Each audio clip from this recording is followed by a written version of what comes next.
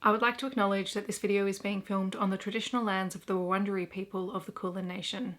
I pay my respects to their elders past and present, and extend that respect to any Aboriginal, Torres Strait Islander or First Nations people who may be watching this video today.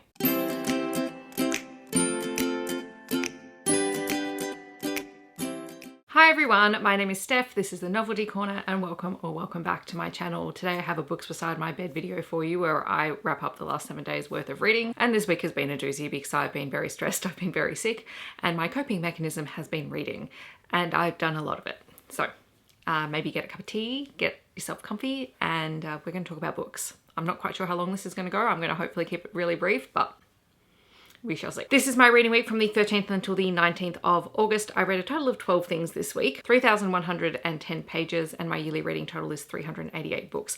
I finished off one trilogy and got 7 books into a 9-book series. They were shorter than your average books though, so take that with a grain of salt. So you may remember in my last Books Beside My Bed video, I talked about Praise by Sara, Cate, which is the first book in the Salacious Players Club, which is a series that explores the relationships between four owners of a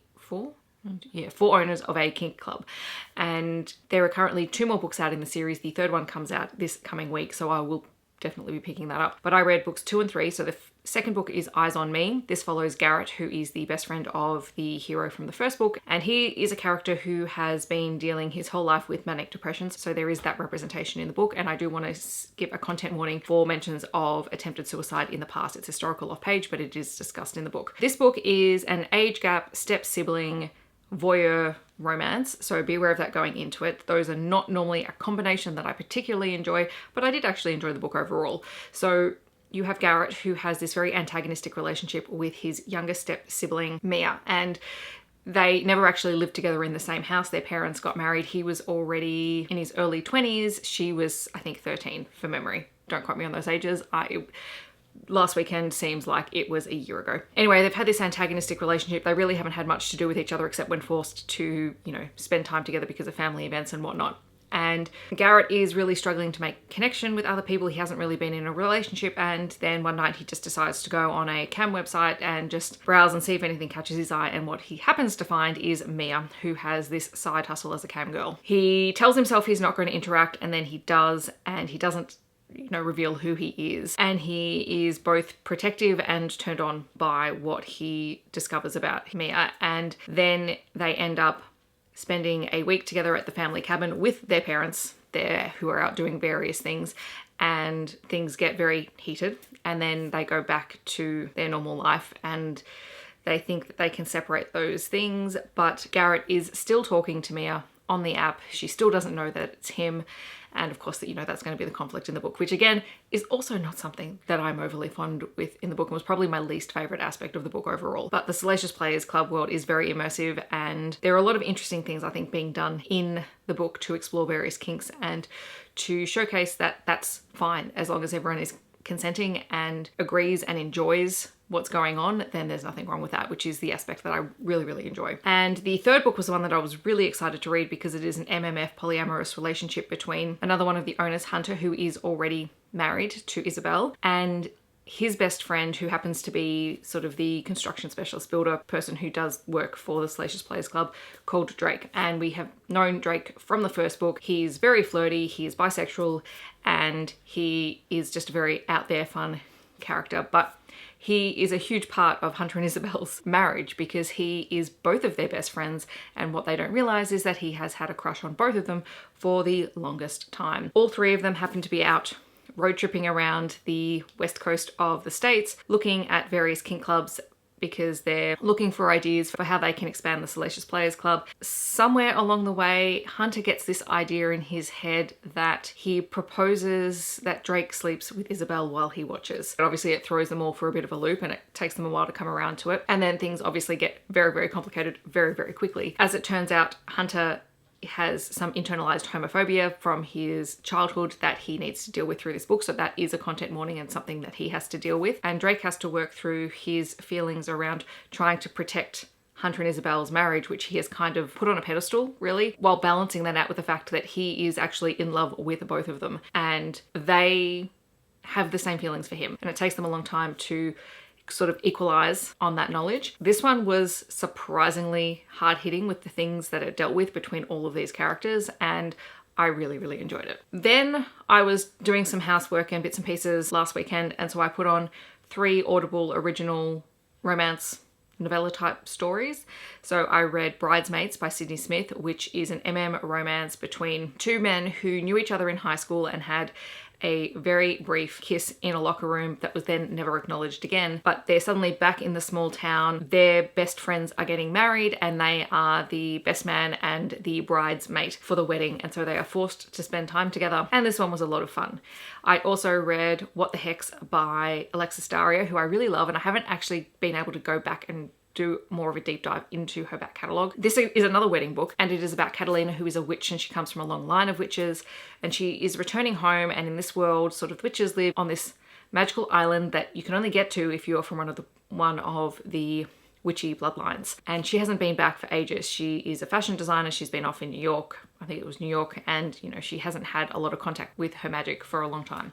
Anyway, she gets back there for the wedding of her sister, and she begins to suspect that things are not quite right, and then she discovers that the groom has been possessed by a demon, and the only person who can help her to sort out what's going on and fix the situation is the groom's brother, who she has a bit of an enemies to lovers or rivals to lovers relationship with.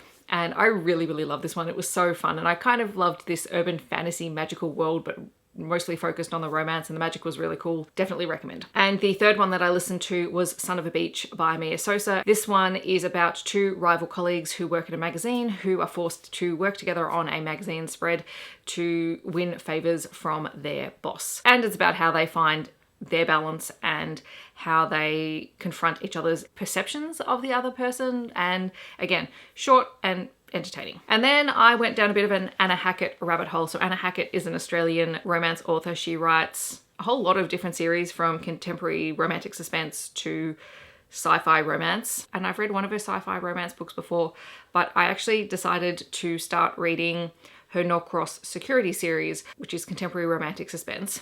And I actually already owned the 8th book in the series, and technically you can read these as standalones, but they're all on KU, so I decided instead of just jumping in at 8, I would actually go back and read the first book, and I'm kind of glad that I did. This series really reminds me of Jessica Gadziella's Professional series, in that you follow a group of individuals who, well, these people are all former military who either work for Norcross Security, are a member of the Norcross family, or have ties to the Norcross family. So there's 2 families mostly that we follow in the books. There's the Norcross family and the Morgans. So the first book is The Investigator. This one is about Reese Norcross, who ends up falling for Haven, who works at a museum that is owned by his older brother. And she is present when a multi-million-dollar artwork is stolen, and Norcross Security puts him on the case of tracking down who has taken this painting and retrieving it. He ends up spending a lot of time with Haven, and they fall in love. She's a museum curator, but she can't help but, put herself in danger all the time. Like, that's the kind of character that she is. She's not quite a damsel, but she does get kidnapped quite a lot in this book. So just be aware of that. And what I will say is that what I found in the books, I'm 7 books in, and I will be finishing the series this coming weekend. There are 2 types of heroines in here. There are the heroines who put themselves in the path of danger because they just kind of can't help themselves. And then there are the heroines who have some kind of law enforcement or military background, who are much more aware of that and actually do have the skills to be in those situations quite comfortably and capably, and who can save themselves. I tend to like those stories a little bit more, just because I like that type of heroine. But with the week that I've had, I'm fully down for popcorn fiction, and this is what this is. And it's very, like, they're all, I think the longest one is just over 300 pages long. Everything else is somewhere between 230 and 260 pages. So like, they're really short, easy to read books. So book 2 is The Troubleshooter, and this one is about Saxon Buchanan, who is the best friend of the owner of Norcross Security. And he has this hate to love relationship with Gia Norcross, and she is the sister of the Norcross brothers. She has started her own PR firm. She is very capable. I mean, she's grown up with her brothers, and she can handle being around them, and they've obviously taught her a few tricks, but their hate to love relationship is mostly because he infuriates her and drives her absolutely crazy. And then when she finds herself in some danger, he, refuses to let her deal with it on her own. He wants to protect her. I really liked Saxon as a character, and I really like Gia. She is in all of the books, and they were just really fun. The Specialist is book 3, and this one follows Easton Norcross, who is actually not a member of Norcross Security, but he does help fund them. And he is a billionaire who owns a lot of businesses in San Francisco, and he has a temporary executive assistant called Harlow, and she has been assigned because his normal assistant is out on leave, and Harlow just does not take any crap from him, and she stands up to him. She doesn't let him bully her into anything, but then her father finds himself in some financial debt due to some bad decisions that he's made, and Harlow's life is threatened as a result because they're going up. The people who want to reclaim the money are going after her father's family, and at first she tries to deal with it on her own, but Easton catches wind of it and figures out what's going on and has Norcross step in to help her, and they end up having to spend quite a lot of time together. A lot of these pretty much all of these end up with forced proximity because, you know, they're alpha men trying to protect them. It was a mood this week. The fourth book is The Bodyguard. This one follows Rome Nash, who is the bodyguard for Norcross Security, and he is tasked with guarding Princess Sophia of Caldova, who has come over to San Francisco for a gala event that is a showcase of royal jewels from history. He has actually guarded her before, and on that previous occasion, she ended up kissing him in a closet, and then because he didn't respond, because he was, you know, working to protect her, she freaked out and then, you know, hasn't said anything. And so when she comes back over, she tries to clear the air, and he makes it really clear that he's attracted to her, but because he's her bodyguard, it's actually not a place he can go, which, you know, fair enough, fair point. But she has a secret. She started a foundation for supporting women in domestic violence situations who are getting out of domestic violence situations, I should say, after her best friend was assaulted, raped, and then committed suicide. So content warning for that. She discovered that a group of international thieves were actually responsible for the assault of her friend. And so she has been tracking them down, and when they steal royal jewels, she steals them back a la Robin Hood. And then obviously Rome finds out about this, and because she's in town with all of these amazing jewels from history, she is pretty sure that they are going to attack her gala, and so she is there to stop them, which was kind of cool. Then we got to The Hacker, which is the first one where the heroines actually have a history in the military or some kind of service. So this one is about Ace, who is Norcross's hacker. He's former NSA, and it is his relationship with Maggie, who is the helicopter pilot that Norcross sometimes hires to assist them on jobs. She was a former military helicopter pilot, but she's come out of service. She has now opened her own charter service, and she also takes drone footage of things that she sells online as stock footage. So in the previous book, she and Ace had this one night stand that was alluded to. So we saw part of it on page, and then we get sort of more of the backstory of that at the start of this book, and she has just discovered that she is pregnant as a result of that, and she's not sure what to do. She hasn't told Ace yet, and it kind of just blurts out when they have an argument over something at the start of the book, and he flips out very badly. She refuses to talk to him, but then a previous client that she had flown out on a business begins to start targeting her for something, and she doesn't know why, and Ace and Norcross get involved and they try to protect her, but obviously she's very capable and confident, and so she's also able to protect herself in this situation. And what I really liked was that they actually had to work together to resolve some of the issues around the fact that she is pregnant and they don't know what to do.